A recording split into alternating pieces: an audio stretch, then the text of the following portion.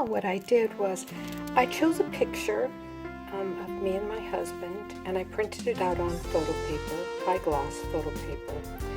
And then I printed out the words together in this, okay? And I printed several different font sizes of the same word. And so now this will go into my typography basket. You can see that I have things that I've used before, printed out before, and then I just toss what is left over in here, and I have it for another time, another day. And nothing goes to waste, right? We try to make the best of everything. So what we're doing is our next layer, and our next layer is going to use one of the vellum or clear plastic sheets, and we're going to be actually putting this on the back side, okay? And yeah, it becomes a little more muted, but that's okay because you can still see it just fine. But for design purposes, we're going to just put it out on the top, and I kind of like it coming up with the words kind of around them. I tried to cut it in the shape of a little bit of a heart because it was too square. The original photo was too square. Here's the original photo, and I thought that would look kind of cute. So I've got some left over. I should have just printed the words out onto the same photo stock, but I didn't. I did not. So what I'm going to do is I'm going to go ahead and I'm going to glue these down to make them stiff, just to give them some extra support, and then cut them out again, because these are going to also be placed onto the top. This on the bottom, this on the top. So for now, what we're going to do, I'm going to get the clean one because I've been fingering this a lot. Not that it has smudges or I'm worried about my fingerprints, but I'm just going to give it a little rub here. And this is face down for all intent and purposes. And so what I'm going to do now is I'm going to place this face down on it. And I'm not going to use normal glue. I'm going to use my gel, okay, my liquid text gel, and I'm going to go ahead and just glue it down. So because this is so slippery, I'm just going to put the gel on the top of the photo, okay? Be careful with photos, they do smear, so go lightly, and then choose your placement and just put it in place. Use a cloth or paper towel to just rub it, okay? To rub out any excess that comes out the sides, and you can see I need a little more right there. So let's get that.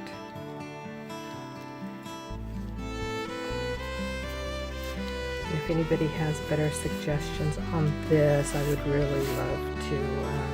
I'm very open to your comments. I know there are all kinds of cool papers out there that we can use. I'm just not as up to date on them as I would like to be. And we're going to let this dry, really dry. So I'm going to set that off. And in the meantime, I'm going to glue down my words. We're going to go ahead and just use gel. Why not, right? So I got my paper here, and I'm just going to give it a good layer. And I don't have a laser printer. I have a dot matrix printer, so my ink smears. So I have to be very careful. So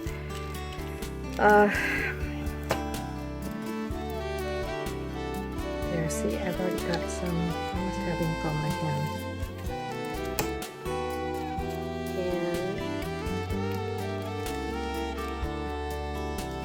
it doesn't matter where I put this really, because I'm cutting them out.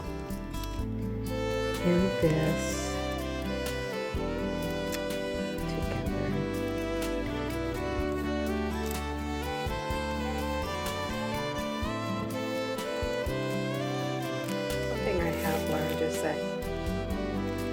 over it once before it gets smeared. Better to do it with your fingers than with the brush. Okay, now we're going to let that dry, and then once it's dry, we're going to cut it out. So here we go.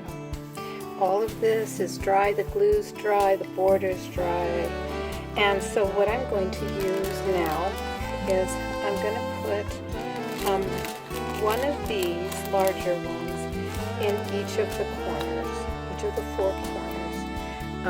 And I'm going to actually put them right on the background. And these are double stick. They're like foam board double stick. So what they're going to do is they're going to lift the cellophane with the picture on it off the page, giving it that Shadowbox depth. Okay. Before I take off the double stick side of the tape, I'm going to do something, a very special technique, which I'm going to warn you not to do on pages that you are still wanting to add more layers to. So what we're going to be doing here is we're going to be taking our heating implement, okay, and just a tea light candle, and that you pulled out of the tin, and you've removed the wick, okay. And what we're going to do is we're going to rub it over the background, okay, just a nice little coat, okay, and we're going to get our heating implement, and then we're just going to heat it up.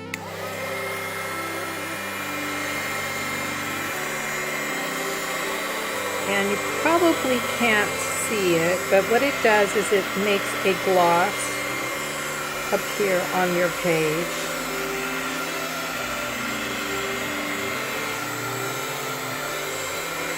Really cool to watch it appear too. And once your entire page is filled with the gloss, sorry, you probably couldn't see that because of the reflection, but you can kind of see it now. You see how shiny the page has gotten.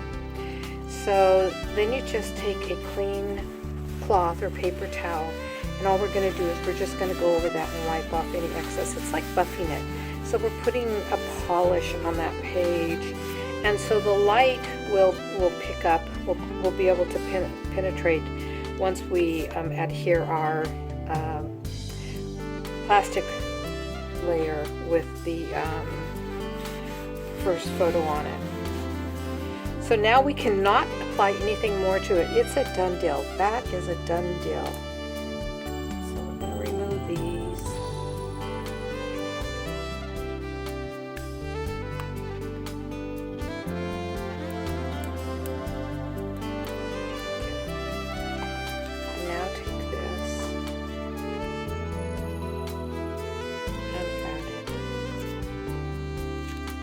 Corners, and I think I'm going to add another one right in the middle, okay, right underneath the picture. You know what, it may not stick, but let's give it a try, okay. It may not stick because I've got the wax down. Nope, it's not going to stick. Darn. Well, okay, so lesson learned. So now we have a little bit of a shadow box happening. We've got some depth, some dimension happening. We may lose that all once the weight of the journal hits it, but this is kind of fun and experimental. And of course you could do this, you could duplicate this in your own shadow box, an actual shadow box, wooden shadow box. Okay, now we're going to let that set up, which doesn't take long, it's just adhering it. And we're going to raise it a little bit more. And so I'm going to put another level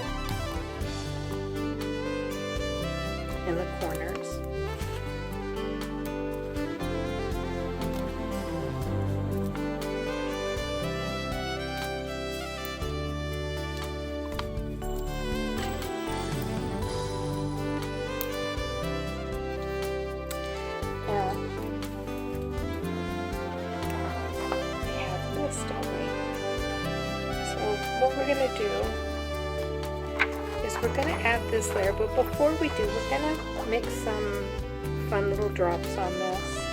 We're going to give it a little bit of sparkle, and what we're going to do is mix up a little bit of paint, a little bit of silver paint, or I'm sorry, gold paint. I'm going to get it really watery. I'm going to get a brush here. I'm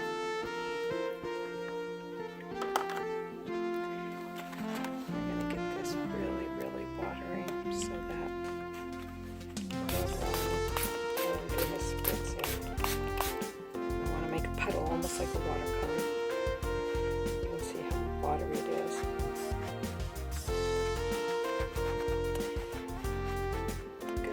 Hair hanging around today. It's really kind of strange. I must be shedding.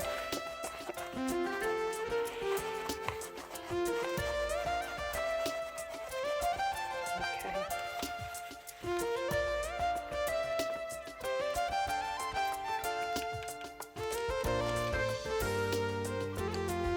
We're just going to sprinkle it around in a few places.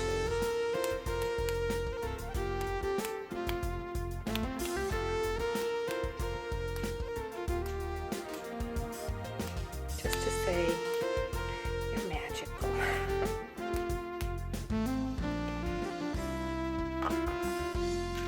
And we will let that dry, of course.